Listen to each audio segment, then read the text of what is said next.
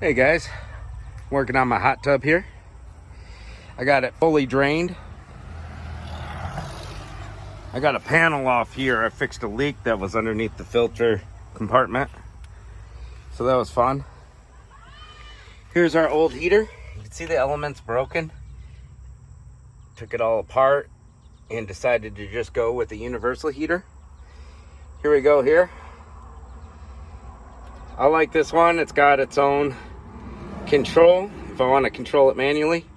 Only thing I don't like is look how big this is. And our original one was 3/4 inch pipes.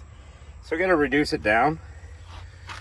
I went to the hardware store and found these couplers that would reduce it perfectly. Now we're gonna have to put some sealer in here. But you can see this is way too high. So we'd have to do another elbow, come down, another elbow, or I could just put this heater on a block of wood or something. So yeah, you can buy universal hot tub heaters, and that's just one that I picked out that was affordable. I think I paid like 80 bucks for this online, where direct replacements are hundreds and hundreds of dollars. I got some of my pipes unhooked here. So what our flow is comes from the filter compartment into our bilge pump, and then from our bilge or our pump, it goes into the heater. There's a little line on here which pumps it into the filter compartment to let you know that your pump's working. And it goes into the heater, and then out this other side, this has an inlet and outlet. And then somehow we got to curve around and go back into this guy, this black pipe. And that one goes here, which curves around and goes to the very middle of the hot tub there. I got my little screen out of there because I was getting some junk out of it. Some seeds from my vines got down in there, started growing roots. All right, so let's get this all hooked up. All right, it don't look pretty, but it's all connected, just dry fitted. I haven't put any sealant in at all. You can see how there's sealant here. You can go from the clear pipe to the elbows. Now I had some automotive heater hose laying around. That was 3/4 inch. I didn't make another trip to the hardware store. I had some vacuum hose laying around that fit this, going all the way up to here. Now this is not where it's gonna sit. This bilge pump is supposed to be straight up. That's where it mounts to the bottom. So I got another trip to the hardware store to do so that I can actually put a couple elbows in. I need to come up, over, and back down to the bilge pump. So I need like 2 more elbows. And I'm gonna buy some actual spa hose for that.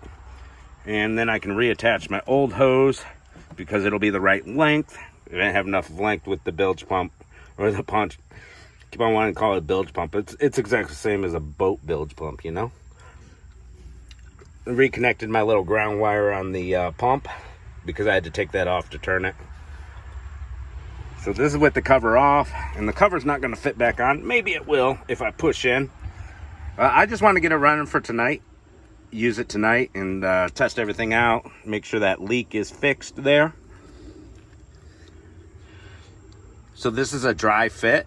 Pretty simple. Only took a couple minutes. But yeah, we got to make another trip to the hardware store. We got this pipe right here. It needs to go in there. So we just make a cut with some scissors. Sharp scissors will do it. Cut through heater hose or this hose. And then put our clamps on and everything. But that's how it's all set up. Now, this came with instructions, but being a man, I didn't read them at all. And I know a little bit about electricity. It says right on there, yellow and green is ground.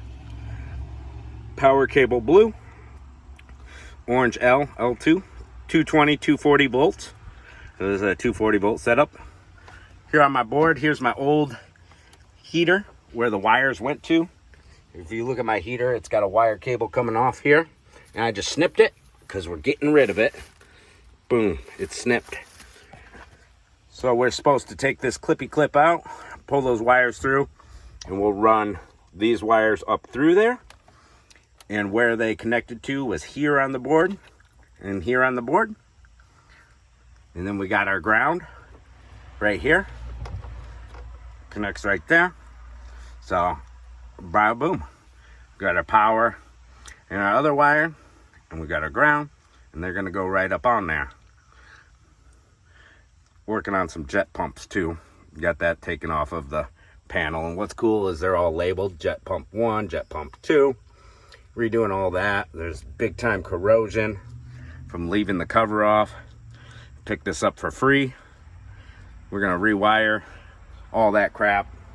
Just 2 screws held the cover on to the motherboard.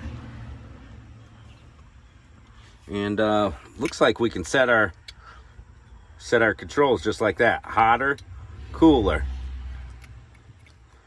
Pretty cool, eh? And that's how we'll set it up. But we're gonna put some more elbows. We're gonna bring this up a little more so it goes over it. Get all our clamps on. We're gonna put a little bit of sealer in every joint. Boom, boom, boom, boom. But yeah, only takes a few minutes. If you know a little bit about a little bit. Our cover came right off with some screws to get in here. That cover came off with a couple screws. And with a little bit of plumbing, we can make anything work.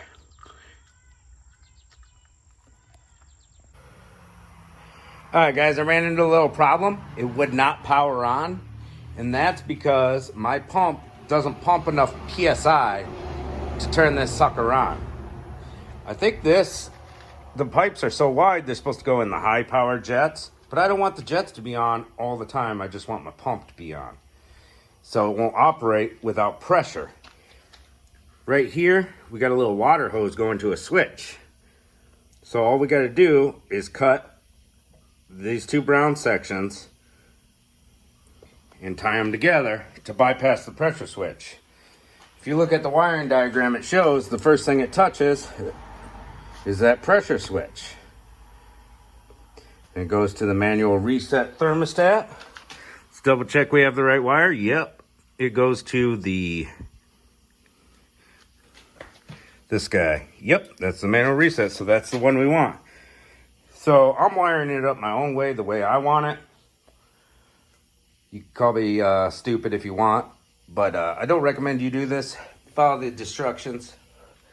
And but I want this thing to run with only the pump running, not the jets. So I did fill it up with water, no leaks, looking good.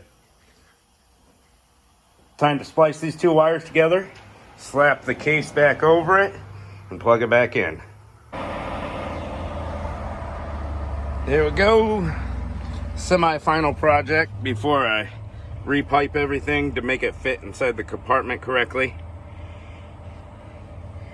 You can see our heating light is on. Well, I don't know if you can see that in the camera, but then I turn it down and the light goes off. So that's my heat right there. I think max heat on this one is like 104 if I turn it all the way to max. Lights on, turn the dial down, light goes off, working perfectly. My pump right now is pumping water through the heater. It's coming back around this pipe, and this pipe leads to the center of the hot tub where it kind of aerates, it bubbles. So yeah, we got a heated hot tub again.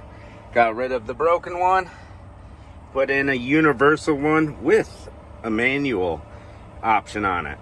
Pretty cool.